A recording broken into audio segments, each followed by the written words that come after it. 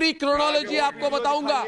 अब सबसे बड़ा धमाका होने वाला है, सुनिए, सुन लीजिए, सबकी वॉल्यूम डाउन। मैं बोलूंगा, मैं किसके बारे में बोल रहा हूं, आप लोग टुकड़े टुकड़े गैंग के बारे में। दोस्तों, 20 और 25 फरवरी के बीच दिल्ली में दंगे हुए थे। 20 फरवरी को खालिद सैफी दिल्ली के उप मुख्यमंत्री मनीष सिसोदिया से बहुत गहरी बातचीत में मिलने गए थे। क्या बातचीत हुई थी सिसोदिया और खालिद सैफी के बीच? 23 फरवरी को वो आपके विधायक आतिशी मारलेना से भी मिलने गए। मुझे बताइए कि पूछता है भारत, और अगर चाहे तो मुझ पर एफआईआर कीजिए, मुझे गिरफ्तार कीजिए, बहुत एक्सपीरियंस है मुझे, मैं कल भी पुलिस स्टेशन जाने वाला हूं, है ना, तो चिंता नहीं है। और एक एफआईआर कर लीजिए, मगर मैं बोलूंगा आज अवनीश जी, मुझ पे और एक एफआईआर कीजिए, मगर मैं बोलूंगा। मुझे बताइए, जब दिल्ली में दंगे हुए थे, तब दंगों के आरोपी खालिद सैफी आम आदमी पार्टी के नेताओं से क्यों मिल रहे थे चुपचाप? क्या खिचड़ी पक रही थी? अवनीश जी देखा, चुप हो गए। क्या खिचड़ी पक रही थी, पूछता है भारत। सरकार बताएगी ना। बताइए मुझे, खालिद सैफी पेशेवर क्या है? दंगाई है। मेरे पास उनकी काली कुंडली है, उनकी काली कुंडली दंगे करने की। अवनीश जी जोर से बोलिए। दिल्ली के लोगों को सोचना चाहिए, दिल्ली के लोगों को यह बात सोचनी चाहिए कि डील हुई बाकायदा 8 फरवरी के इलेक्शन में कि तुम मुझे वोट दो सारे दंगाई, और मैं तुम्हें दंगे करने की छूट दूंगा, मारने की छूट दूंगा। बिल्कुल साफ डील है। आप एक आप क्रोनोलॉजिकल देख लीजिए, क्रोनोलॉजिकल एक घटना कर लीजिए। कपिल मिश्रा ने कहा कि आप सामने आकर के मेरे मेट्रो जाने के रोक पर, मेरा संवैधानिक अधिकार है मेट्रो में सफर करना, मेरे संवैधानिक मौलिक अधिकार को आप रोक नहीं सकते। उसको कहते हैं कि दंगाई है। और जिसने अपने घर पर लगा रखी थी गुलेल, जिसने लगा रखे थे पेट्रोल बम, जिसने एसिड इकट्ठा कर रखा था, वो सही बात नहीं है ताहिर हुसैन इनके लिए। क्यों आए थे? दिल्ली की जनता को जवाब मांगना चाहिए। आज हिसाब से चलाओगे देश के संविधान को? दिल्ली की जनता को जवाब मांगना चाहिए। जहां भी जिस भी सड़क पर दिखाई दे, ये अकील खान, विवेक श्रीवास्तव, दानिश रिजवान, इससे पूछा पकड़ करके कि तुमने दंगे क्यों करवाए दिल्ली में। दोषी होता है, हिंदू भी होता है, मुसलमान भी होता है। विवेक श्रीवास्तव जो करता है पकड़ो, जेल में विवेक डालो। श्रीवास्तव बहुत बचपन में एक फिल्म देखी थी। तुम माइनॉरिटीज को टारगेट करते हो। गुजरात में दंगे, तुम तो धर्म मानते ही नहीं हो। तुम तो अरे तुम्हारे लिए तो धर्म अफीम है, तुम्हारे लिए धर्म कहां से आ गया? ये विवेक श्रीवास्तव, तुम धर्म की बात कब से करने लग गए? धर्म तो है ही नहीं तुम्हारे लिए कुछ। तुम्हारे लिए जब धर्म ही कुछ नहीं है, जब तुम्हारे लिए धर्म ही कुछ नहीं है, विवेक श्रीवास्तव, मुझे मालूम है कि आज बहुत दुखी हो। मुझे मालूम है आज विवेक श्रीवास्तव बहुत दुखी है, क्योंकि चीनी सेना को पीछे हटना पड़ा है। चीनी सेना को पीछे हटना पड़ा। आज डिप्रेशन में है विवेक श्रीवास्तव। आज इसकी आवाज नहीं निकलेगी विवेक श्रीवास्तव की। आज चीन से पैसा मिलना, इसने कह दिया कि तुमने वहां पर हिंदुस्तान में दंगे नहीं करवा पाए, हिंदुस्तान में अमेरिका की तरह दंगे नहीं करवा पाए, अब पैसे नहीं मिलेंगे तुमको।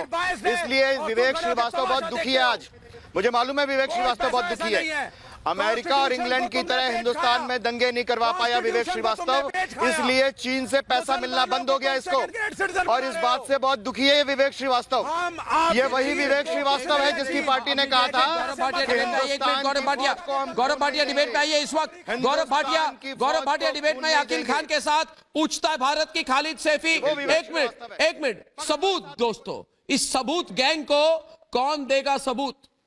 अर्नब देगा सबूत, पूछता है भारत देगा सबूत, रिपब्लिक भारत देगा सबूत। कोई तक वाले सबूत नहीं देते, तक वाले ये सब रिपोर्टिंग नहीं करते। मेरी बात सुनिए, सबूत गैंग को मेरी ओर से सबूत, अगला सबूत सुन लो। अकील सुन लो, अकील सुन लो। जगतपुरी के दंगों में भी खालिद सैफी गिरफ्तार था। इसी आरोप में अभी वो तिहाड़ जेल में था।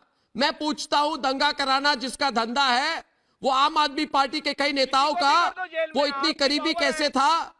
और दूसरी बात अकील जी, हमारे देश के जो लुटियंस के पत्रकार हैं, उनके साथ अच्छे सेल्फी क्यों हुए? इसके लुटियंस के जो पत्रकार हैं, जो कोंगी पत्रकार है, उनके साथ अच्छे अच्छे क्यूट क्यूट सेल्फी क्यों है इसके?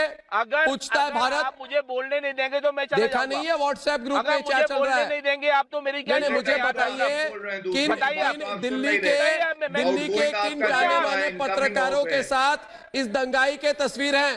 पूछता है भारत। अर्नब मैं आ जाऊं। अंधेर नगरी, उंगली दिखा के क्या होगा? अंधेर नगरी में चौपटों का राजा हो जाना।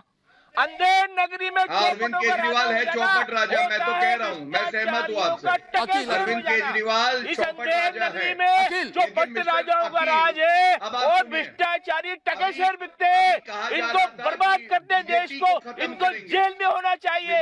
ये जेल में जाने लायक है। ये हमारे एलजी जैसे भ्रष्टाचारी, सामाजिक भ्रष्टाचारी और आर्थिक भ्रष्टाचारी लोगों को, ये एलजी जैसे लोगों को आपने एलजी बना रखा है। ये एलजी क्या, ये देश के किसी भी जॉब के काबिल नहीं है, जिम्मेदार जॉब के काबिल नहीं है। रहे हैं कि देश के प्रधानमंत्री नरेंद्र मोदी जी को वो मारेंगे। आप इंसान हैं, भारतीय हैं। मैं आपसे पूछ रहा हूँ, 5 साल के बच्चे का मन आप जहर से भर रहे हैं। देश के दुश्मनों के विरुद्ध बोल रहे हैं। अर्नब, बिल्कुल बोलेंगे। चाहे आम आदमी पार्टी के चाहे रुके तो 5 साल के बच्चों से डर गए। ये सब लड़कियों और को ये मारने वाले, मैं आपको बताऊं गौरव कि भारत की छवि धूमिल हो जाए। भारत की तो पद निरपेक्षता और एकता है विविधताओं में, वो खराब होता है क्योंकि डोनाल्ड ट्रंप आ रहे हैं। अंतरराष्ट्रीय मीडिया कहेगा कि यहाँ पे जो अल्पसंख्यक है उनको प्रताड़ित किया जा रहा है, और वो भी कब? ये नंगा नाच किया जा रहा था रुपए लेके, और लोकतंत्र में जीत जनता तय करती है। एक पैनलिस्ट आते हैं, उन्होंने शाहीन बाग के क्षेत्र से चुनाव लड़ा। पीएफआई के वो नेता है, 142 करोड़ रुपया खर्च किया।